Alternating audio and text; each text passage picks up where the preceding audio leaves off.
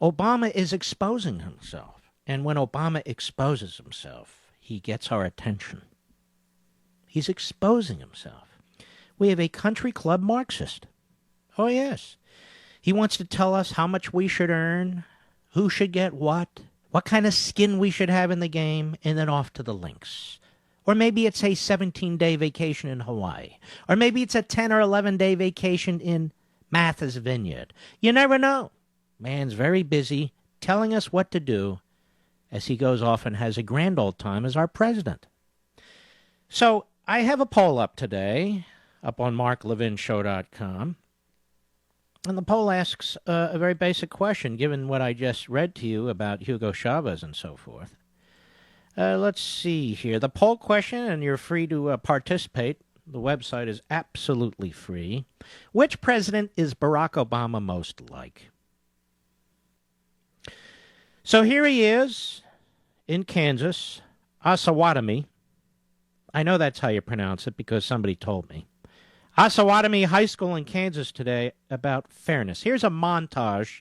And just remember, we do these montages because on the left, the propagandists tell you just keep repeating it, and repeating it. Cut one, go. I believe that this country succeeds when everyone gets a fair shot, when everyone does their fair share. Restore balance, restore fairness. When there are rules of the road that ensure competition is fair. When everyone engages in fair play and everybody gets a fair shot and everybody does their fair share.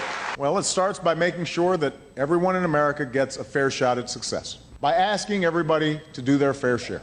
That is the height of unfairness. Everybody would benefit from a country in which everyone gets a fair chance. Now, ladies and gentlemen, he's concerned about fairness. Oh, yes, that's why he wants to drive up electricity prices. That's why he's putting hardworking Americans out of work who work in coal mines and oil fields and places like that. That's why he's shutting down hospitals, and that's why he took $500 billion out of Medicare and now wants to raid the Social Security so-called trust fund. Fairness. Let me tell you a little secret. You know what this is a prescription for? A police state. What does he mean by fairness? Have you noticed he never really defines it? What is fairness? Play by the same rules. Does Trumpka, the head of the AFL-CIO, play by the fair rules, the same rules? Just curious.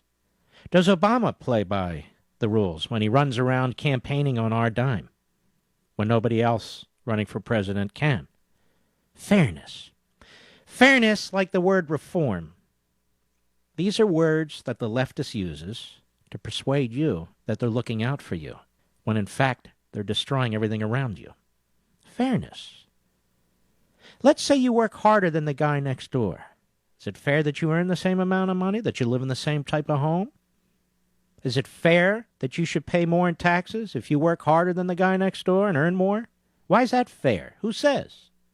I don't know. Is it fair that people who really don't and shouldn't qualify for home mortgages get them because the government directs the banks and the mortgage companies to do it? And then when they go under, you and I have to pay for that? Is that fair? Is it fair that somebody else pays your Social Security contribution under the payroll tax? Why should they? What's fair about that?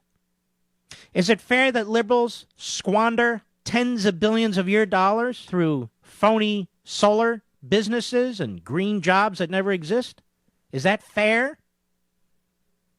Is it fair that they nationalized GM and Chrysler and threw out the longtime investors, many of whom lost everything?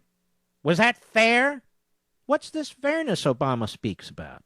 Why is it that socialism is fair and capitalism isn't? I don't know. Capitalism rewards the individual, private property rights, intellectual and physical labor. Socialism rewards what? Government, bureaucrats, politicians. And people who don't perform. I'll be right back. Well, it is great to be back in the state of Texas. State of Kansas. Mr. Obama, President Obama, don't you know where you are? mean, you want to run the world. Shouldn't you at least know where you are? This was your big speech. Remember in Kansas, the same place where Theodore Roosevelt spoke 101 years ago? Remember all that? Hey, great to be back in the state of Texas. What? Whoops. I mean the state of Kansas. Genius at work. Ever see those little signs? You won't see it in this White House. I want to remind you of something, not because it's in Liberty and Tyranny, but because Ronald Reagan said it.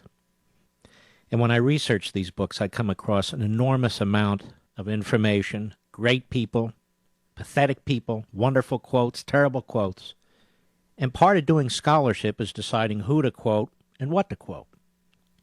I want to remind you of this context as you begin to listen to what Obama has to say. A man who is an accomplished politician, but a failure once he becomes, a senator or a president. In other words, he really hasn't done anything other than win elections. I mean, Putin wins elections too, so in any event, I wrote that the statist has become masterful at controlling the public vocabulary. For example, when challenged on global warming, he accuses the skeptic of being a denier, or favoring corporate polluters, or being against saving the planet. Draconian measures that threaten liberty and property, such as cap and trade, are marketed in appealing and benign slogans, such as going green. But the statist never destroys, he reforms, he never disenfranchises, he empowers. President Ronald Reagan understood the power of words. He framed the debate on his terms. He said, ready for this? How can limited government and fiscal restraint be equated with lack of compassion for the poor? How can a tax break that puts a little more money in the weekly paychecks of working people be seen as an attack on the needy? Since when do we in America believe that our society is made up of two diametrically opposed classes, one rich, one poor, both in a permanent state of conflict, and neither able to get ahead except at the expense of the other? Since when do we in America accept this alien and discredited theory of social and class warfare? Since when do we in America endorse the politics of envy and division? Well, since now, President Reagan.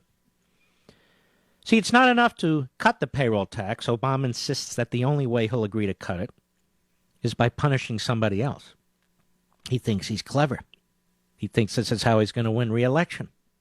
He thinks that a little less than $3 a day is going to turn you in an army of Obama supporters. Now, I want you to keep something in mind. A little less than $3 a day, you fill up a tank of gas, your car tank with gasoline. You're paying a lot more for gasoline today and electricity, as a matter of fact, and for food and clothing than you did when Obama became president. By the way, there are ways to undo that. Again, unleash the energy sector, but he won't.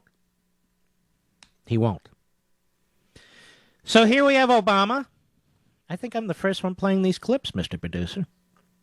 And I'll comment on them only the way that I can comment on them. Here he is, cut 3, go. And ever since, there's been a raging debate over the best way to restore growth and prosperity, restore balance, restore fairness.